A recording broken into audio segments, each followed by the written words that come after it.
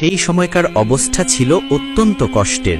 মা ফাতেমা রাদিয়াল্লাহু আনহা এর ঘরে সামান্য পরিমাণেও খাবার ছিল না। ছোট্ট হাসান ও হুসাইন রাদিয়াল্লাহু আনহুমা মায়ের আঁচল ধরে কাঁদতে লাগলো, মা আমাদের খাবার দাও, আমরা খুব ক্ষুধার্ত। অন্যদিকে একই সময়ে কুলসুমের ঘরে আনন্দ উৎসবের আয়োজন চলছিল। সেখানে বিপুল পরিমাণ খাবার সাজানো হয়েছিল। আরবের বড় বড় ধনী ব্যক্তি, ব্যবসায়ী ও তাদের পরিবার সেখানে অংশগ্রহণ করেছিল। সে মহাদাওয়াতে প্রিয় নবী সাল্লাল্লাহু আলাইহি ওয়াসাল্লামও কুলসুমের বাড়িতে উপস্থিত হয়েছিলেন। তারপর কুলসুম নবী করিম সাল্লাল্লাহু আলাইহি ওয়াসাল্লামকে সালাম দিয়ে বললেন, হে আল্লাহর প্রেরিত রাসূল, হে আমার পিতা, আপনি এসেছেন, আমি অনেক খুশি হয়েছি। আপনি এখানে বসুন।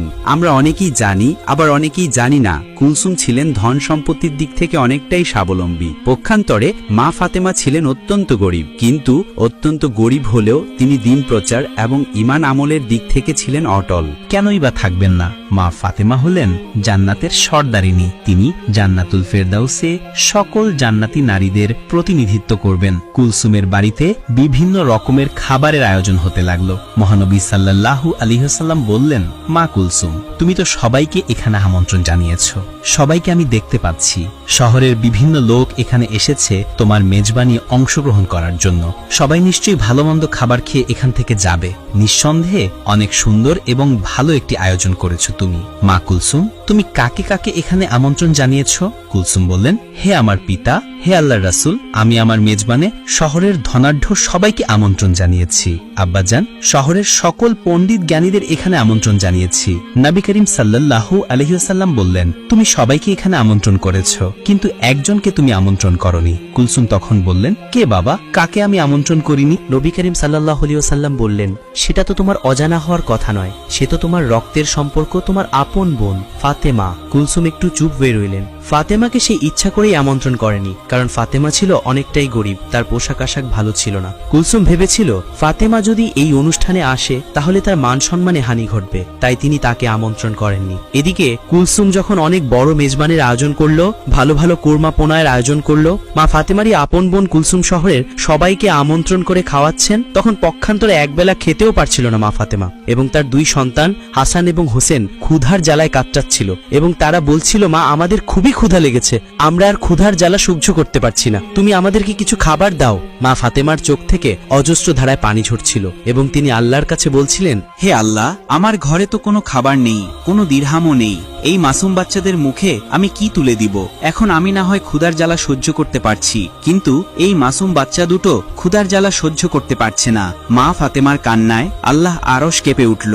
হায় আল্লাহ, আপন বোনের বাসায় কোনো খাবার নেই, হাসান হোসেন একবেলা ক্ষুধার জ্বালায় কাতরাচ্ছে। তখনই মা ফাতেমার আপন বোন কুলসুমের বাড়িতে ভালো ভালো রান্না করা হচ্ছে, ভালো ভালো খাবারের আয়োজন করা হচ্ছে। মেজবানে অনেক মানুষ এসেছে, অনেক মানুষই দাওয়াত পেয়েছে, কিন্তু গরিব বলে মা ফাতেমাকেই দাওয়াত দিল না তার আপন বোন কুলসুম। নবী করিম সাল্লাল্লাহু আলাইহি ওয়াসাল্লাম কুলসুমকে বললেন, সে তোমার আপন বোন, এখানে সবাই যেহেতু এসেছে তারও আসার প্রয়োজন ছিল, তোমার তাকে আমন্ত্রণ করা উচিত ছিল। কুলসুম মহানবী সাল্লাল্লাহু আলাইহি ওয়াসাল্লামকে খাবার খেতে বসার জন্য অনুরোধ করলেন এবং সে এড়িয়ে গিয়ে অন্যদিকে চলে গেলেন। সবাই খাবার খেতে বসে গেল এবং খাবার চুলা থেকে ওঠাতে লাগলো। কুলসুম সবকিছু তদারকি করতে লাগলেন।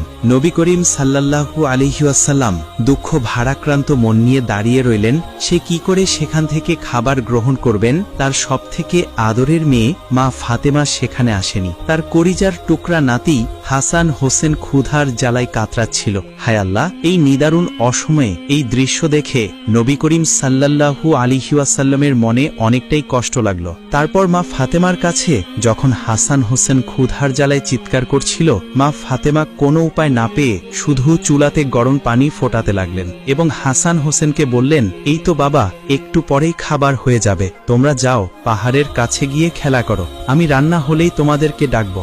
আসলে চুলায় তো কোনো খাবারই ছিল না, শুধুই গরম পানি দিয়ে ফোটাচ্ছিলেন মা ফাতেমা, কারণ ছেলেদের তো কিছু একটা বোঝাতে হবে। তার ঘরে যে কোনো খাবার নেই, সে শুধুই এই অবস্থা দেখছিলেন এবং তার চোখ থেকে অজস্র ধারায় পানি ঝরছিল। পক্ষান্তরে তার আপন বোনের বাসায় অনেক ধরনের খাবারের আয়োজন হতে লাগলো। তারপর সবাইকে খাবারের জন্য যখন কুলসুম খাবারের পাত্রের কাছে গেলেন, তিনি সেই ঘটনা দেখে অবাক হয়ে রইলেন, কারণ তিনি যখন খাবারের পাত্রের কাছে গিয়ে খাবারের ঢাকনা একে একে উপরে তুললেন, তিনি দেখলেন সকল খাবারই রান্না করা ভালো ভালো খাবার, পোলাও, কোরমা, মাংস পাথর হয়ে গিয়েছে।